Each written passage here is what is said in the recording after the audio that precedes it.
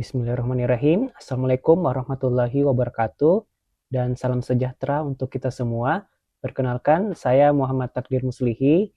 Di sini saya akan membahas tentang pengantar keamanan sistem informasi. Ya, dalam keamanan sistem informasi ada beberapa permasalahan umum yang sering kita hadapi. Seperti yang pertama adalah ancaman perangkat lunak, di mana adanya ancaman seperti malware, virus, worm, dan trojan yang dapat merusak sebuah sistem. Bisa untuk dipakai untuk mencuri data pada sebuah sistem dan bisa juga untuk mengendalikan perangkat dari jarak jauh. Untuk ransomware itu biasanya dia menenkripsi data kita dan meminta tebusan.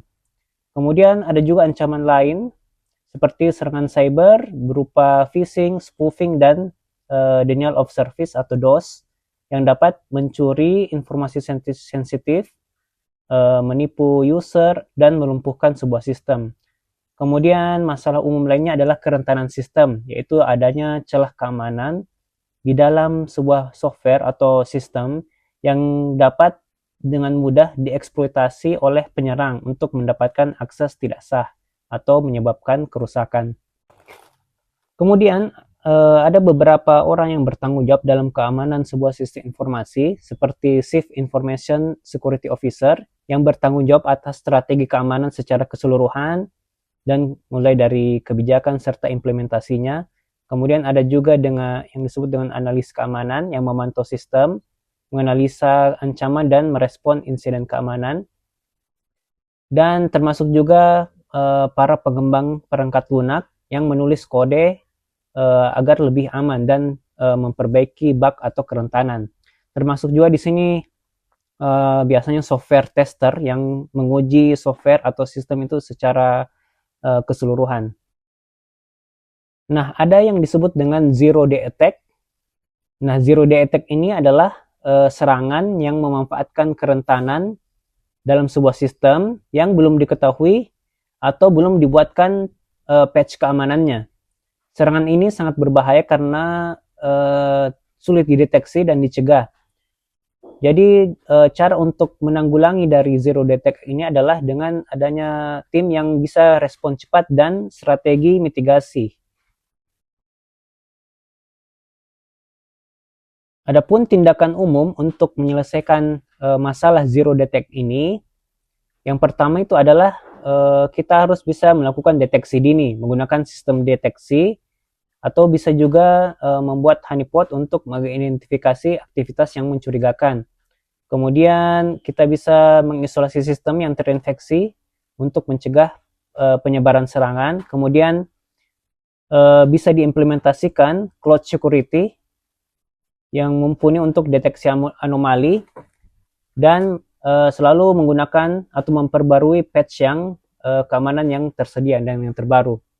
Dan biasanya yang sekarang digunakan best practice-nya adalah kita menggunakan cloud server, cloud computing, tempat penyimpanan sistem kita seperti AWS, Google, itu karena mereka sudah memiliki keamanan yang sudah terstandarisasi ya.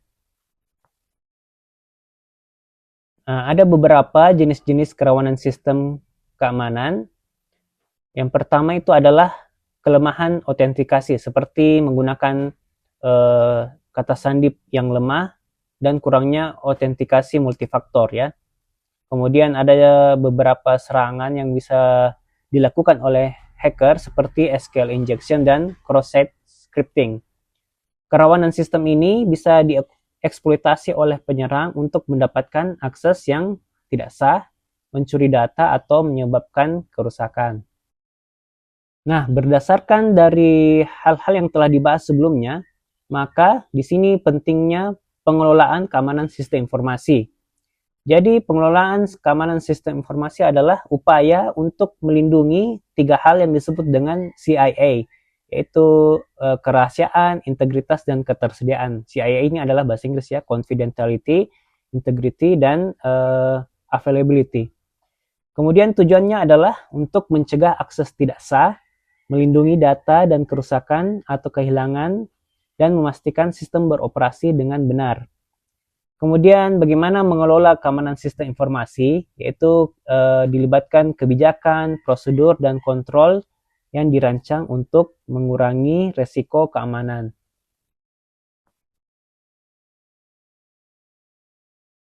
Dalam mengevaluasi resiko keamanan informasi, ada 3 poin penting. Yang pertama, kita harus mengidentifikasi aset-aset apa saja yang perlu dilindungi, apakah itu data, algoritma, dan sebagainya.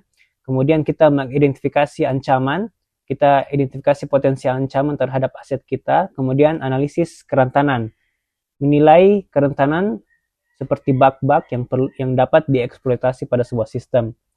Nah, evaluasi risiko keamanan informasi ini adalah proses berkelanjutan yang membantu sebuah organisasi memahami risiko yang dihadapi dan mengambil langkah-langkah untuk menguranginya.